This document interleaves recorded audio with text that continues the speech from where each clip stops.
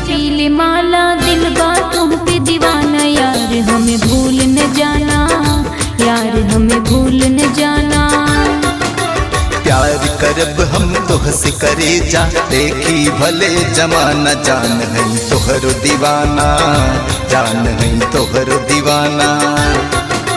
तोहरे नाम के जपीले माला दिल बा तुम पे दीवाना। यार हमें भूल न जाना, यार हमें भूल न जाना।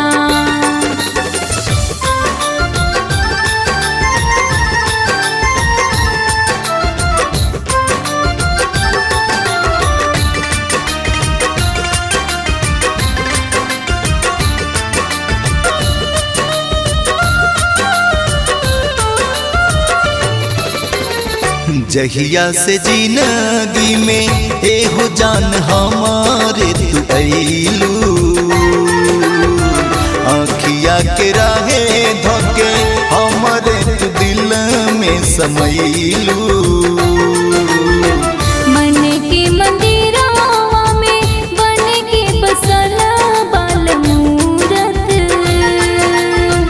जब ले जियाबा तब ले रही राज तुहारो जरूरत। सोच के मन में हलचल होला, खुशी के नहीं खे ठिकाना। जान है तोहरो दीवाना, जान है तोहरो दीवाना। तोहरे नाम के जपीले माला दिल बा तुम पे दीवाना। यार हमें भूल न जाना, यार हमें भूल न जाना।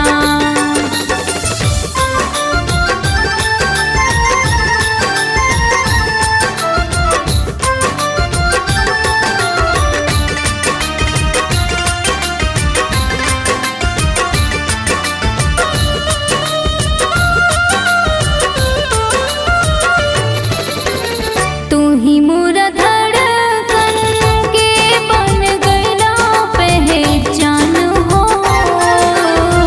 तोहरे ही नामे भले निकले चाहे परान हो। जहिया ले रही रानी तनवा में हमारे परान हो।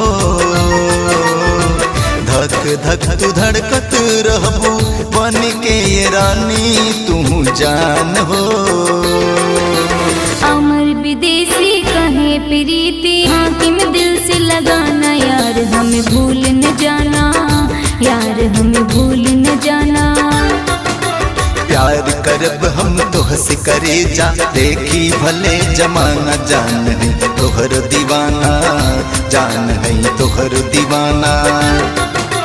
तोहरे नाम के जपीले